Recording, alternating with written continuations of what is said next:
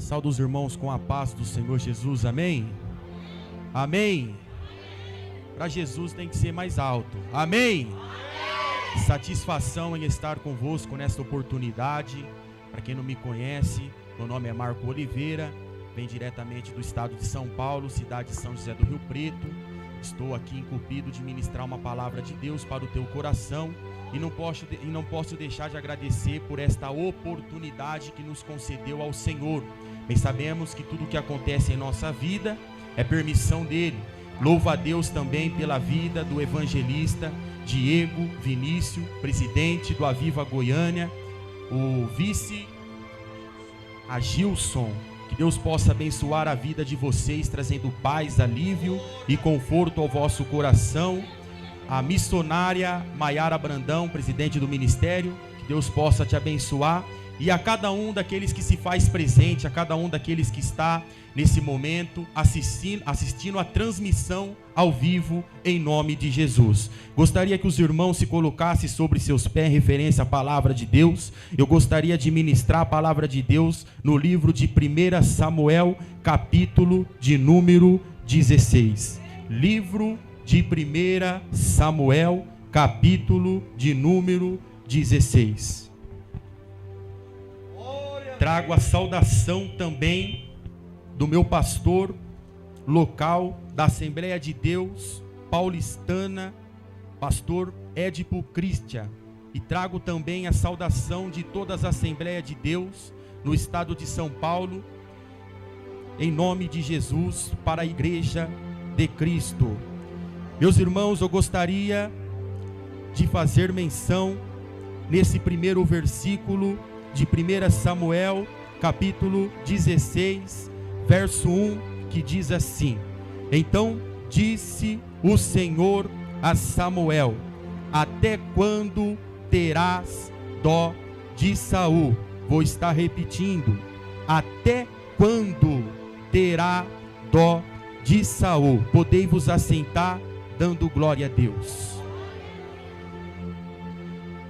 Meus irmãos, é interessante que a Bíblia vai nos mostrar Deus levantando um homem para liderar aquela nação, aquele povo. O interessante é que Deus vai levantar o profeta Samuel não somente para ser líder, mas também para ser juiz e profeta. Mas bem sabemos que chega um tempo em sua vida em que ele vai se deparar com uma situação. Que situação é essa? Pessoas vão chegar até ele e vão perguntar: cadê o seu sucessor? Quem será o seu sucessor? Sabemos que o profeta Samuel não tem sucessor.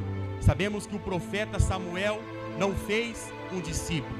A Bíblia diz que além do povo perguntar, o povo vai vir com uma sugestão, dizendo que eles não queriam mais um profeta na liderança. Eles queriam seguir a tradição de outras nações. Eles queriam ser liderados por um rei. Diz a Bíblia que Deus vai se apresentar para o profeta dizendo: profeta, atenda o pedido desse povo, porque esse povo não tem rejeitado a ti, esse povo tem rejeitado a mim. Por quê? Porque agora o povo não queria aquilo que Deus tinha levantado para selecionar aquilo que era do agrado deles. E o que eles queriam? Eles queriam um rei no comando, eles queriam um rei na liderança. E Deus vai dar as coordenadas. Deus vai pedir para que o profeta Samuel levante alguém segundo a vontade do povo. Peraí, bem sabemos que a Bíblia vai dizer que Saul vai ser levantado a rei. Saul tinha a característica, tinha a qualidade que o povo queria. Você percebe que a própria palavra de Deus vai nos dizer que Saul, ele era grande, dá um entender que ele tinha habilidade, dá um entender que ele tinha capacidade, dá um entender que ele tinha potencial para ser rei. O próprio Flávio Joséfo vai nos dizer que quando Saul é levantado a rei, ungido a rei, o povo fica feliz. Por quê?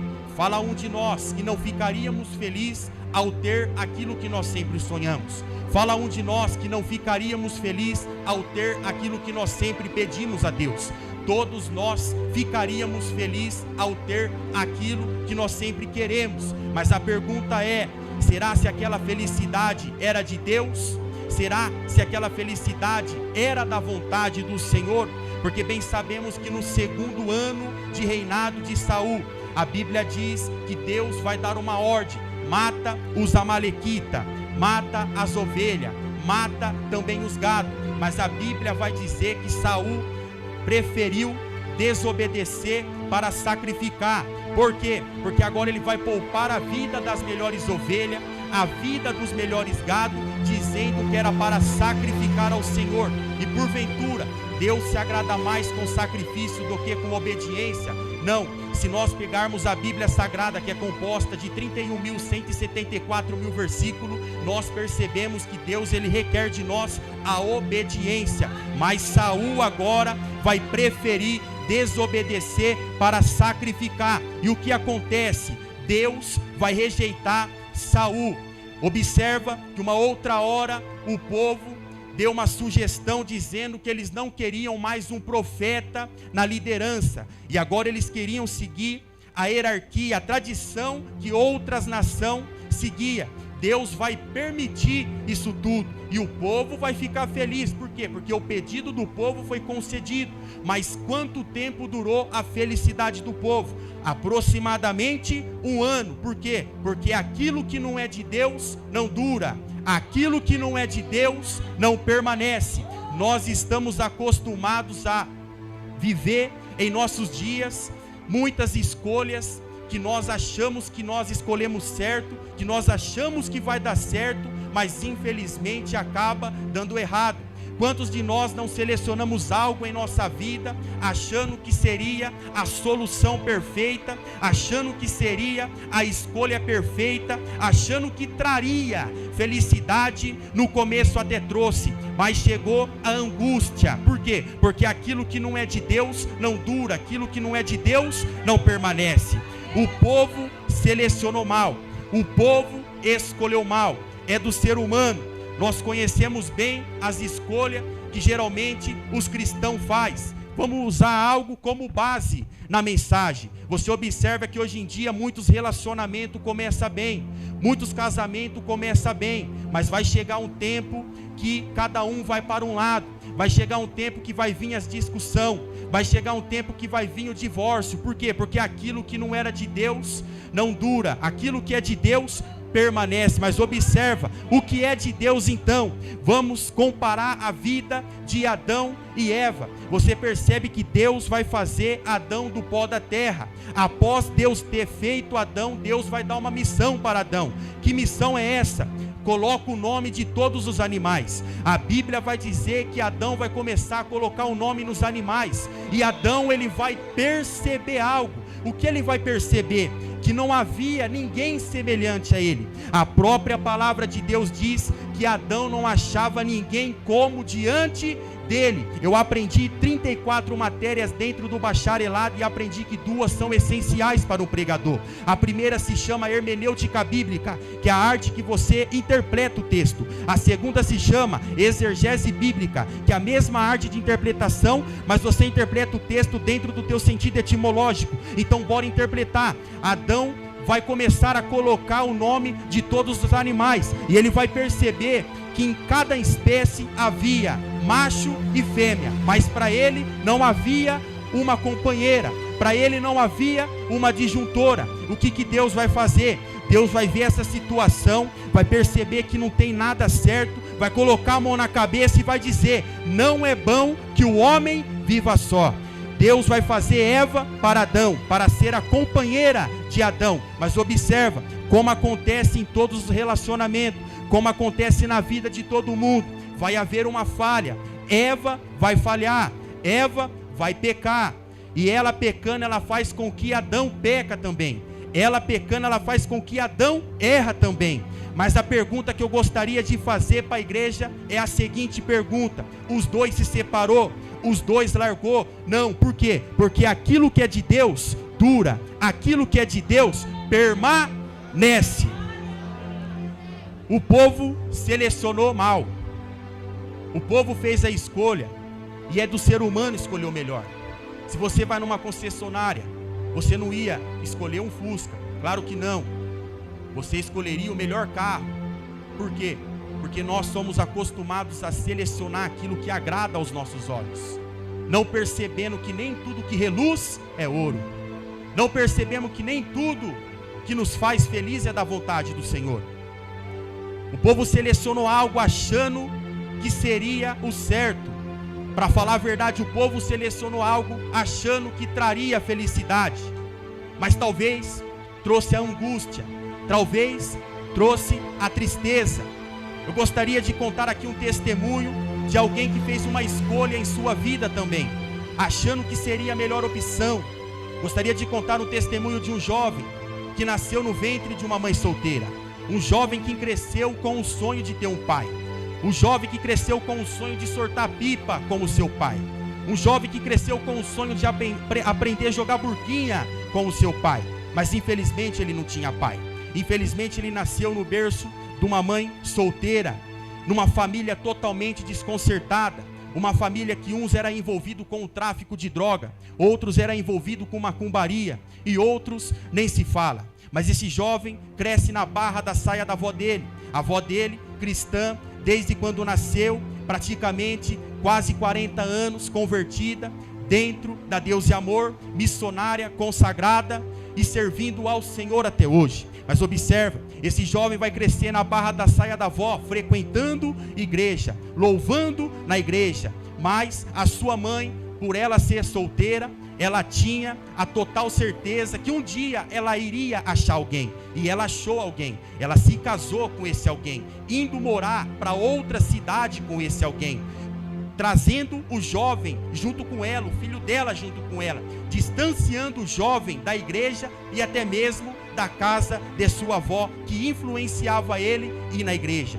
O interessante disso tudo é que esse jovem agora estava se afastando da igreja, se afastando da sua avó, mas outra hora ele estava pensando, imaginando, até mesmo achando que o sonho dele seria realizado. Que sonho? De ter um pai. Ele vai chegar agora nesse rapaz que sua mãe está casado e vai dizer: olha, eu gostaria de fazer uma pergunta. Que pergunta é essa? Eu gostaria de saber se eu posso te chamar de pai. Eu gostaria de saber se eu posso ter o Senhor como meu pai. Simplesmente esse rapaz vai olhar para a cara daquele jovem e vai dizer: olha, eu vou pensar e vou ver se eu vou deixar você me chamar de pai. Aquilo foi o fim para aquele jovem, aquilo acabou com aquele jovem. Você observa agora que aquele jovem vai fazer uma escolha, e a escolha é ir para o mundo, usar drogas e se prostituir com aquilo que Satanás oferece. O jovem vai pegar o talento que Deus deu para ele para cantar para o mundo, achando que aquilo poderia preencher o vazio do seu coração.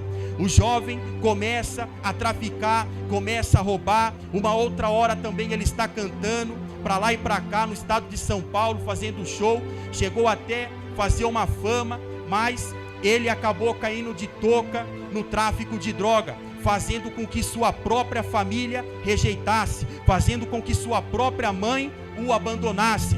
A própria mãe dele disse a ele: olha, madeira que nasce torta, morre torta. Mas aí eu aprendi lendo a Bíblia que Jesus aqui na terra, ele teve um pai. E o interessante disso tudo é que o pai de Jesus aqui na terra era carpinteiro. Jesus, tendo um pai carpinteiro, ele se formou em carpintaria. Eu gostaria que vocês atentassem os olhos a esse pregador que está aqui hoje e observa se madeira que nasce torta, morre torta. Não, por quê? Porque Jesus endireitou. Para quem não sabe, a madeira que era torta para minha família era eu, mas hoje eu estou aqui para lhe dizer que há 6 anos eu estou convertido e há 4 anos viajando o Brasil afora, pregando a palavra e dizendo que Jesus é bom a todo tempo.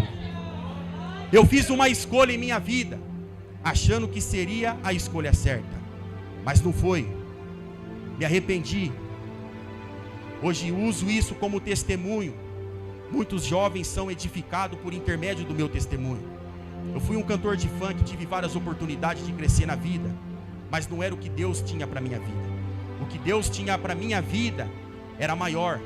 o que Deus tinha na vida de Davi também era maior. Você observa que Deus rejeita Saul, que era grande, e Deus vai pedir para o profeta Samuel ir agora na casa de Jessé, dizendo que dentre os filhos dele teria alguém que Deus tinha escolhido como rei. Mas o interessante é que Deus não vai escolher um grande, Deus vai escolher um pequeno. Deus vai escolher alguém que não tem capacidade alguma, Deus vai escolher alguém que não tem habilidades nenhuma. Para falar a verdade, Deus escolhe as coisas loucas desse mundo para confundir a sábia. Você observa que quando Deus manda Samuel chamar os filhos de Jessé para a tenda, para o sacrifício, Davi não aparece, Davi fica no pasto. Por quê? Porque o próprio pai dele rejeitava ele, o próprio pai dele falava que ele era pequeno. Mas observa, Davi, ele já tinha Deus, já tinha a total certeza que seria ele que seria o escolhido. Passou Abinadab, Samar, Eliabe, nenhum foi escolhido. Deus queria Davi. Mesmo Davi sendo pequeno, Deus queria Davi. Observa, Davi, além de ser rejeitado pelo seu próprio pai, ele era pastor de ovelha. Mas o interessante disso tudo é que ele não pastoreava qualquer tipo de ovelha. Ele pastoreava ovelhas malhadas, que não tinha valor algum para o mercado. Ovelhas malhadas ninguém quer comprar, ninguém quer negociar. Mas o interessante disso tudo, além dele pastorear ovelhas que não tinham valor, ele era fiel ao seu pai. Me prova na Bíblia, quando vinha o urso, o que ele fazia? Ele matava. Quando vinha o leão, o que ele fazia? Ele matava, demonstrando fidelidade ao seu pai. Além de não ter valor, Davi era fiel e pastoreava poucas ovelhas. Me prova na Bíblia, quando ele desce para a peleja, se dispõe para lutar contra o gigante, o que o irmão dele fala no ouvido dele: com quem que você deixou a poucas ovelhas de nosso pai? Além de Davi pastorear ovelhas malhadas, poucas ovelhas, ovelhas que não tinham valor algum, Davi era fiel ao seu pai. A própria palavra de Deus diz: seja fiel no pouco, porque no muito eu te colocarei. Prova na Bíblia que Deus colocou Davi no muito.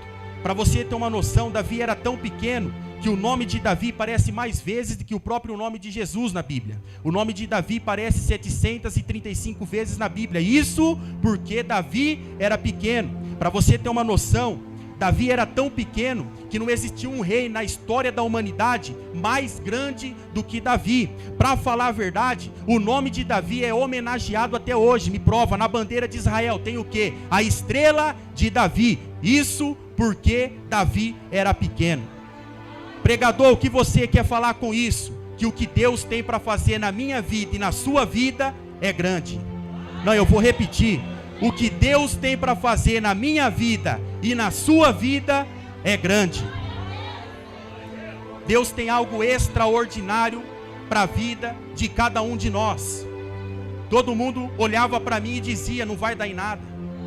33 tatuagens no corpo, de quebra uma na testa, várias passagens nas costas, não vai dar em nada. Estava condenado a 19 anos. Mas quando Deus me separou ao diaconato, no dia seguinte eu fui depor no fórum.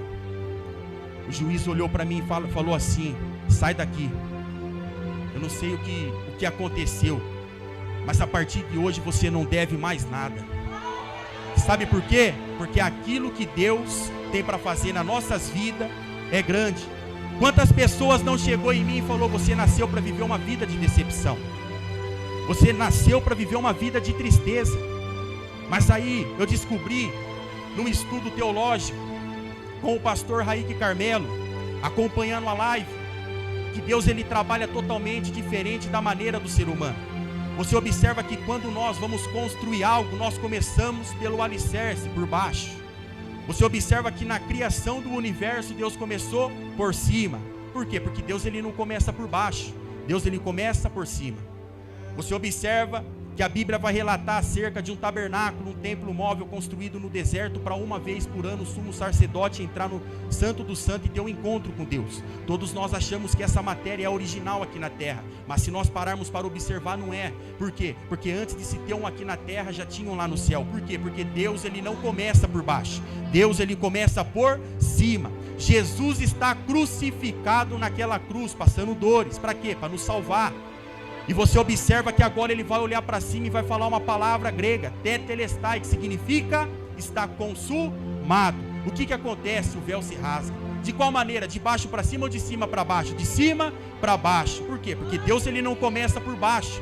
Deus, ele começa por cima. Você observa que a Bíblia vai dizer no capítulo 2 de Gênesis, versículo 27, que Deus, ele formou o homem do pó da terra. Mas o interessante disso tudo é que no capítulo 1, versículo 27 de Gênesis, a Bíblia vai dizer que Deus, ele criou. Peraí, no capítulo 2, a Bíblia diz que Deus, ele formou o homem. Mas no capítulo 1, a Bíblia diz que Deus criou. Por quê? Antes de Deus fazer aqui na terra, Deus criou lá em cima. Por quê? Porque Deus, ele não começa por baixo. Deus, ele começa por cima. Eu gostaria que os irmãos levantassem a mão, porque eu vou lançar uma palavra profética para os irmãos. Quem é que disse que você nasceu para viver para baixo? Quem é que disse que você nasceu para viver uma vida de decepção? Deus te fez para você viver por cima. Deus te fez você para viver por cima. Deus te fez você para viver por cima. O que Deus tem na nossa vida é grande. Ninguém acreditava, mas Davi foi escolhido. Nem mesmo os irmãos de Davi acreditavam, mas Davi foi escolhido. Ninguém acreditava em mim, mas eu fui escolhido. Ninguém acreditava em você, mas você foi escolhido. Então, se você está aqui nessa noite, tome posse dessa palavra, porque o que Deus tem na minha vida e na sua vida é grande. Não, eu vou repetir. O que Deus tem na minha vida e na sua vida é grande. Se você acredita nessa palavra, as palmas louvam ao Senhor e eu agradeço a oportunidade.